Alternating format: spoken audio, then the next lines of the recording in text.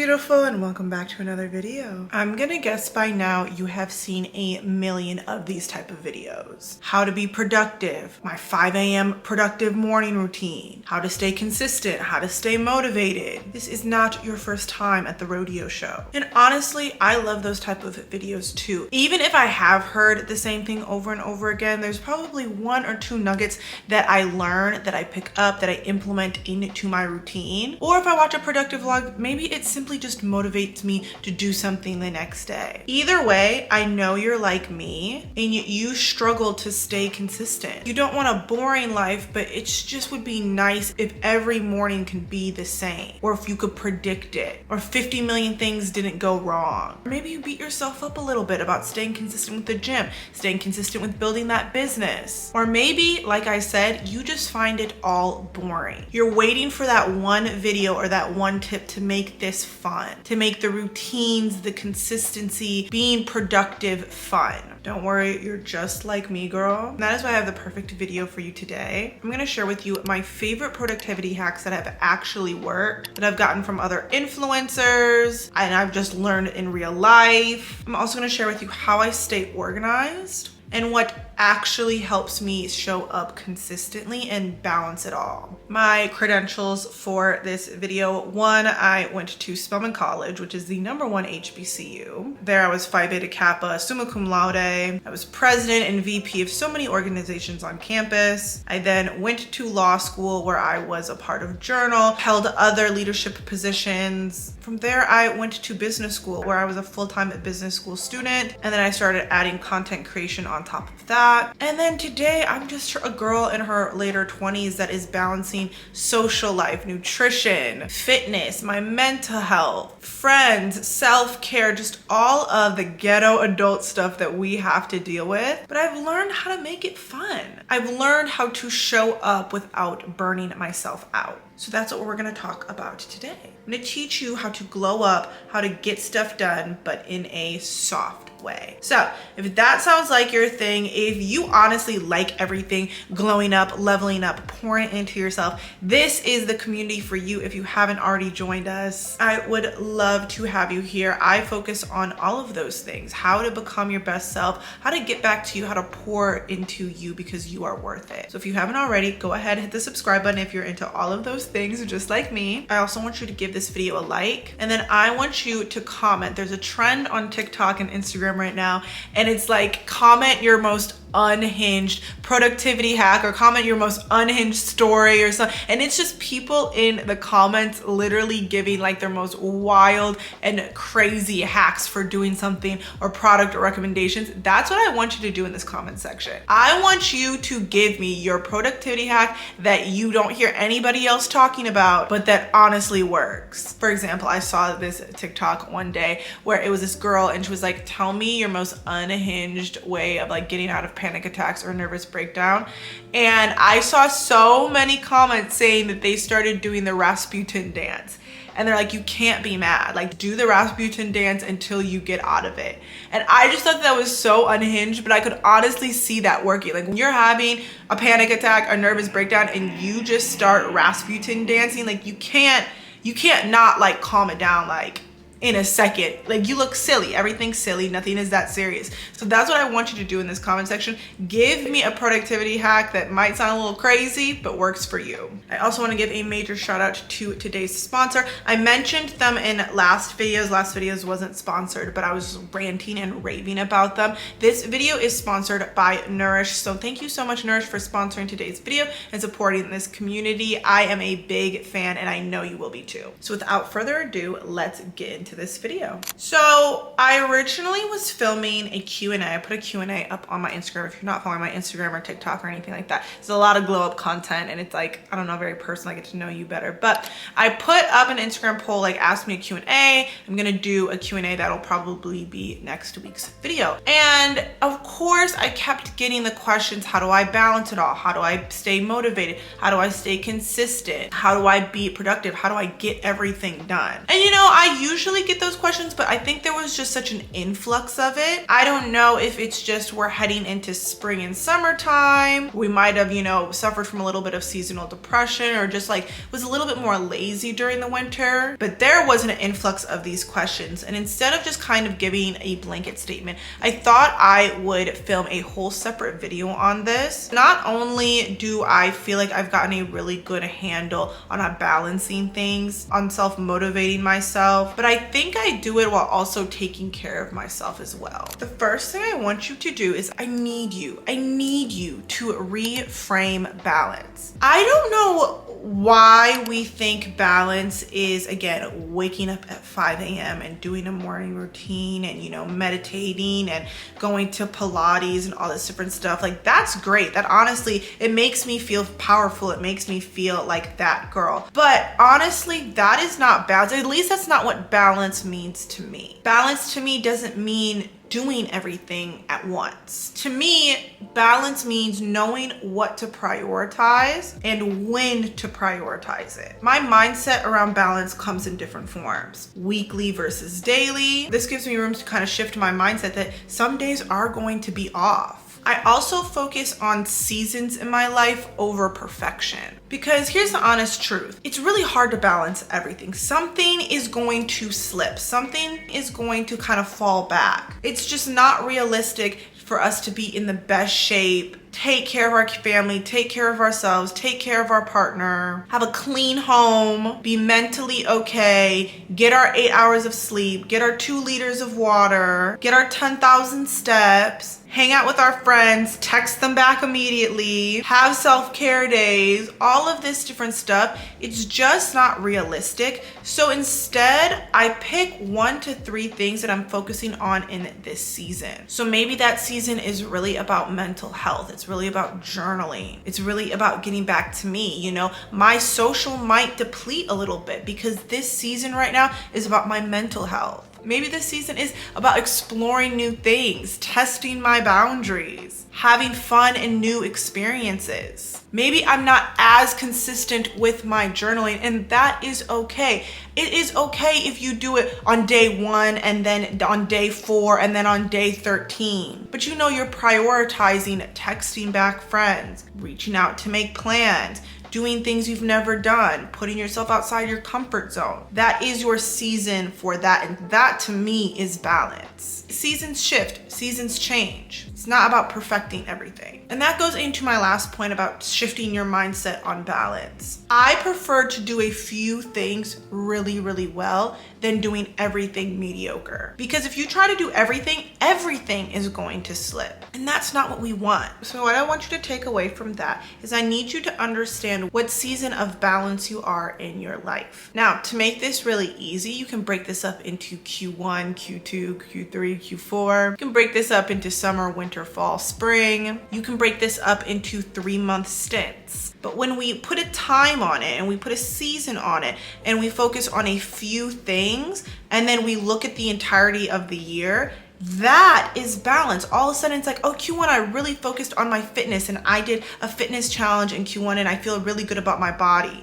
In Q2, I really focused on journaling and mental health and I didn't go out as much, but look how much progress I made. I stayed consistent in therapy. I did this. In Q3, I really healed my relationship with food. I figured out how to eat a lot of healthy snacks, cook at home more. And in Q4, I tried different things. I challenged myself to try a workout class a month. I invited my friends to my workout classes. I organized an event. I joined a book club. And then we look at the year and I joined that book club. I tried that fitness challenge. I did that journaling challenge. I stayed consistent with therapy. When we think we have to do everything in the fall, in the spring, in the winter, that's when we slack off. So what is this season for you? One of my favorite balance hacks is I've shifted my mindset to judging or reflecting on my balance weekly instead of daily. I prefer weekly alignment instead of daily perfection. Because here's the thing, some days I show up for my body, other days I show up for my career, and some days I just show up for myself emotionally. Balance looks different every single week. Some days balance means filming this video, sending out content briefs, reviewing contracts, going to events, checking things off. Other days balance means canceling plans, staying in, having a self-care night. But if I view that day individually, I get down on myself, like, oh, I should have gone out because I should have done this and I should have done this and I should have done that. But when I look at it at the end of the week and I do my weekly journal like reflection, I feel pretty good about that week because on Monday I did this, on Tuesday I did this. I don't get into the details of it. So I'd highly recommend, especially if you are journaling every single day or every single week, you're doing a weekly journal challenge. Don't get so bogged down on yourself daily. Look at your week. You'll have a much better perspective because both of those versions, the one that's filming content and checking things out and the one that's canceling plans and doing a self-care night or just having a bed rot night, both of those versions are valid. What I do like to do daily is I love to ask myself, preferably at the start or midday, what do I actually need today? Do I need an hour of reading time because I just want to get lost in a fantasy world because there's so much going on in my life that I just want to escape a little bit? Do I need an hour of reality TV with my snacks and my drink, and do I just need to dissociate for an hour? Do I have a lot of nervous energy? Am I very nervous? Do I need to have an outlet for it? Do I need to book a workout class? Do I need to go to the gym? Do I need to just go walking? Do I feel really lonely right now? And do I want to challenge myself to reach out to that friend that I haven't reached out to, or to reply back to that text, or to FaceTime that person? What do I need today? Not what you think you should do, what everyone expects you to do. What do you actually need today? And then we reflect back on our actions weekly. I think that's the type of balance that actually keeps me grounded. Okay, now that we've drilled balance into you, we are shifting our mindset away from balance. We're gonna stop self-sabotaging ourselves, stop negatively speaking to ourselves, and shift our mindset a bit. Let's get into some of my favorite productivity hacks that actually work. So the first productivity hack, I'm almost positive you've heard it before. Every single time I've heard it, I'm like, that does not work for me. But I figured out a way to make it work for me, and I feel like it'll work for you too. Now, I hear all of these productivity is get an accountability partner, do it with a friend. That is so unrealistic for me. It's not like I just have a built-in friend in my apartment that is going to keep me consistent with going to the gym at 5 a.m. in the morning. A lot of times it is on me. I don't have that friend. It's just not realistic. I have some amazing friends in my life, but they are so busy. There was one period in my life that, that did work. And, I was younger with a much more flexible schedule, and I was really consistent with Pilates because we would go every Tuesday, Thursday, Saturday at 7:30 in the morning. And, I did feel that sense of like wanting to go because I didn't want to like not show up for my friend. And it kept me consistent with Pilates. But how long did that last? I feel like that lasted max 6 months, and then we just got busy, and then our schedule changed, and then she was put on a different project. She couldn't do 7:30 anymore, and then I kind of like slowly started to make excuses like it just doesn't work for me. Now I'm going to tell you what does work for me, and it is going to work for you. What you need is a professional accountability partner specialized in what you are trying to achieve. What does this mean, and why does this work for me? One, I feel like when we tell our friends, our family, our partners, our goals, or what we're trying to do, in reality, we are seeking validation. We are seeking acknowledgement. And I feel like there's just like a little bit of ego in there. We share these goals with our friends and our family, and we think it's, accountability. We think if we say it out loud, we'll stick to it. But in reality, that is not our friends, our families, our partners' job. We shouldn't rely on our friends, our families, or our partners to hold us accountable to what we want to do. We are too grown for that, and I have found a great investment in getting a unbiased, third-party, professional accountability partner. Now, what does this look like? This looks like if you're really trying to work on your mental health, things that you feel are affecting your communicating with your partner or your friends or whatever it might be, a professional accountability partner is a therapist. If you are really struggling with going to the gym and your friends are kind of flaking, you start this challenge, you need a personal trainer. If you are trying to do this diet with your friend, I think that's great and everything. What you need is a registered dietitian or nutrition. Now, I talked about this in my last video, my kind of summer glow up video. Personally, in this season of my life, I am really focused on nutrition and looking and feeling good. Not just for the summer, but just for myself in general. Like, I don't love what I see in the mirror right now. And I feel like a lot of that has to do with my nutrition. That is why I use Nourish. They are the sponsor of today's video, but I'm seriously obsessed with them. They will be the perfect third-party accountability for you if you are on the same type of goal as me. So if you've never heard of Nourish before, Nourish is the easiest way to speak to a registered dietitian and have it covered by your insurance. It's really just a convenient way to have personalized nutrition over Zoom with a highly vetted dietitian anywhere and anytime. But when I met with my registered dietitian, I felt heard.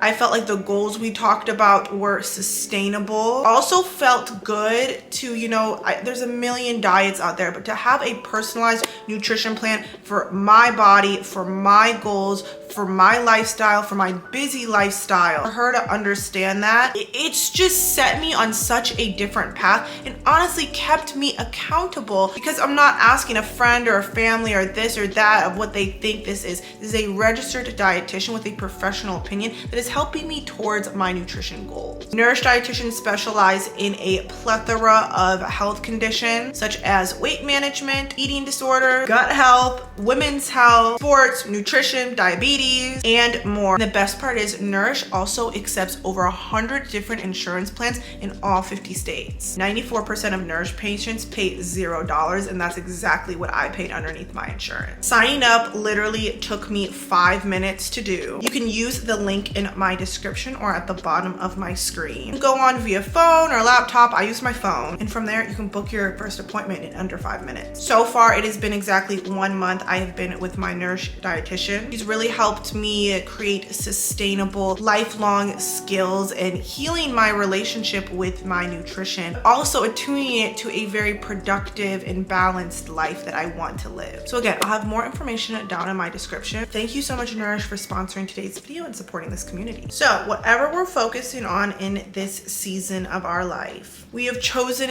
a professional third-party accountability partner, whether that be a therapist, a registered dietitian, a personal trainer, or maybe you do feel comfortable about doing this with your partner, your friend, your family, whatever it might be. I'm just saying that doesn't work for me. The second productivity hack I have for you that is become very, very helpful is kind of similar to what I see in a lot of productivity videos. It is time blocking, but I like to call it my power hours. I don't know if you've picked it up from this video or from my past videos. I do really well when I almost put myself under stress. And because I know I work this way, it allows me to not concentrate. It allows me to have some semblance of control. And it allows me to actually get things done. So it's like I said, I shift my mindset with balance between weekly. I like to view things in quarters or seasons. I also like if I have a really important task or I have a bunch of tasks to do, I like to have a power hour and I will make it a game because I just like to add a little fun into whatever I'm doing. I set the timer on my phone, I light a candle, I play some lo-fi jazz, and whatever I need to focus on, I give myself an hour to do it.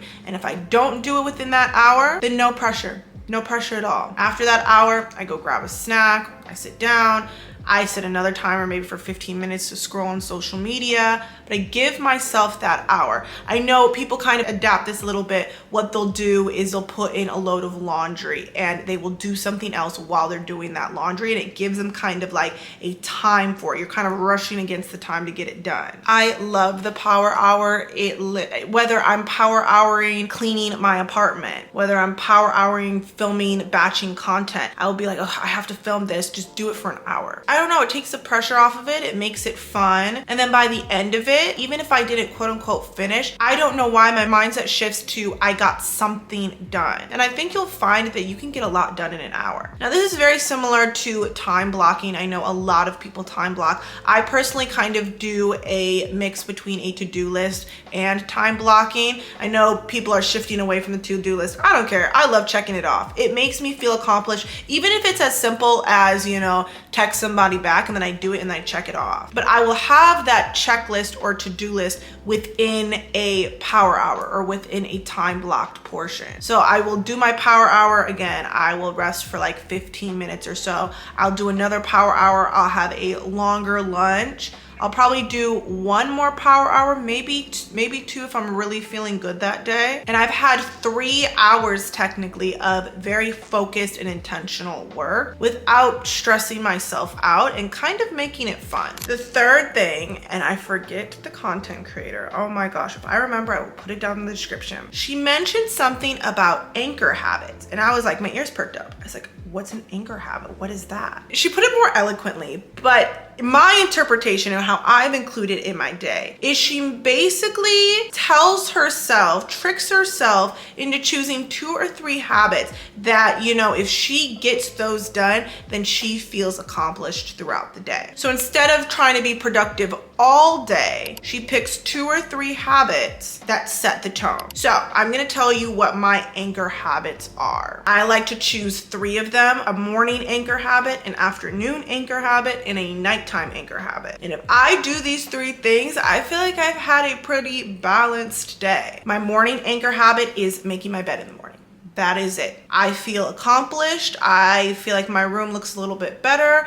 And when my environment it looks a little bit better, I feel a little bit more clear of the mind. My anchor habit in the afternoon is at least a 10-minute walk. I love doing this. I love getting outside. I love getting fresh air. I love putting on a podcast, getting right back into my book, and you can get some steps in. Now, I tend to do like 30 minutes because as soon as I'm outside, especially now that the weather is a little bit warmer, I love, like, that's like my anchor habit. I feel really good if I can at least get a midday 10-minute walk. And then 3, there's multiple different things that I do at night that make me feel anchored. But if I had to choose the one that I'm like, okay, I feel accomplished, I feel good, it is laying out things for the next day. So I will lay out my Pilates or my gym clothes out the next day. I will lay out, you know, my supplements or my different drinks, or, you know, I will lay it all out so that when I wake up in the morning, I just go straight to them. I'm not having to, you know, find everything, open up cabinets. Typically, if I do those 3 kind of anchoring, grounding habits, I feel pretty good about my day. And they're simple habits. They're not anything crazy. They're very apart from, you know, work or fitness or anything like that. But again, it's almost like a mindset thing. Here's the thing. A lot of times we just need to get started.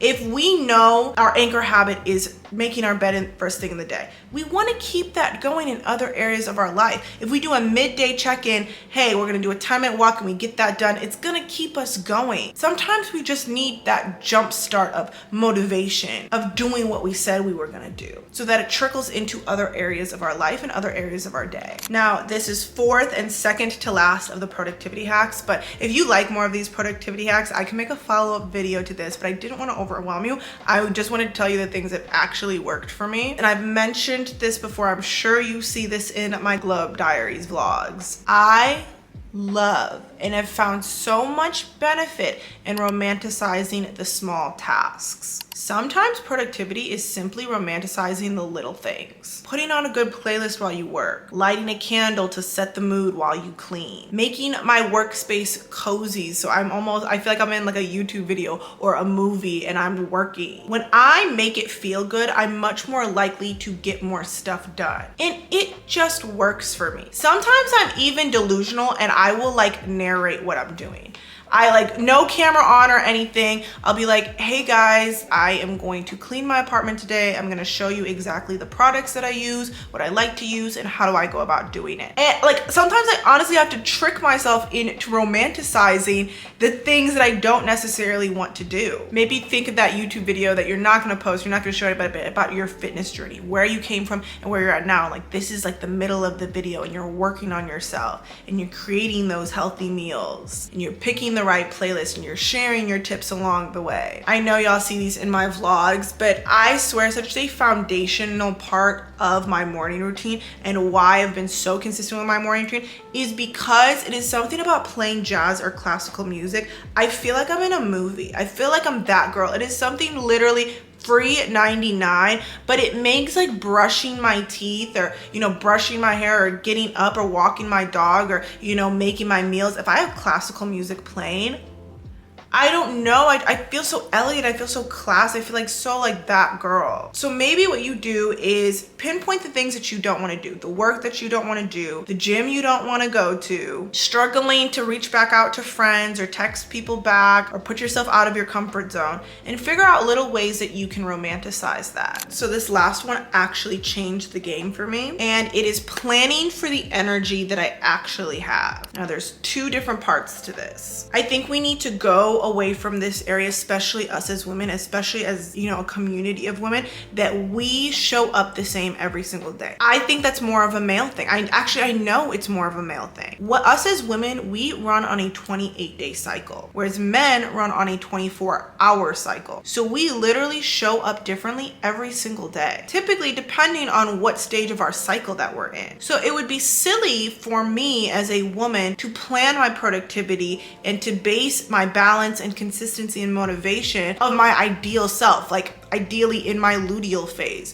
when I have all of this energy, when I'm super social, when I'm literally glowing from the inside out. It is unrealistic for me to base my productivity level when I am in my menstruation phase on my productivity level of when I'm in my luteal phase. It's just not realistic. This isn't a bad thing. Now, this can take so many forms. This is called cycle syncing, by the way. This whole notion of, you know, basing your productivity, your fitness, your nutrition off of your cycle. Now, I personally really try to cycle sync, especially with my fitness. It's helped me a lot with my nutrition, also with productivity as well. Again, I would defer back to that video. But I know I'm not strength training and going heavy in the gym and the Stairmaster and everything in my luteal phase. One, that's just not good for my body. It's gonna make me feel discouraged because I'm a little bit bloated, my skin's breaking out, I'm not feeling as confident. I want to be I don't even want to go out to a Pilates class. Like, I want to be in my home doing an at-home Pilates class, or I want to be in a dark room with yoga, focusing on my mental. And then, yeah, when I'm in my luteal phase, I want to wear that cute outfit. I want to go outside and be social and go to Pilates and get a little drink afterwards. I want to go hard in the gym and I want to do that Stairmaster challenge. I look at the month instead of the day with that. I look at that season, that luteal phase, that follicular phase. I base that off of my consistency, and I don't get so down on myself about not doing this today, not doing this. Also, on the other hand of it, if I know I have a big social event, for me, I don't overload my morning. I give myself space. If I know that today is gonna be a pretty free and chill and open day, yeah, maybe I do take that workout class, or I go on a little bit of a longer run. And then it is okay if I come home and I sleep and I take a nap. That to me is balance. Now, these are my top 5 productivity hacks. I do want to rapid fire some of my favorite discipline hacks as well, because productivity is doing, it's getting things done. Discipline, like balance, is our mindset. But I don't want to make this video too long, so I'm gonna rapid fire these. Okay, so let me share with you my 5 rapid fire discipline hacks.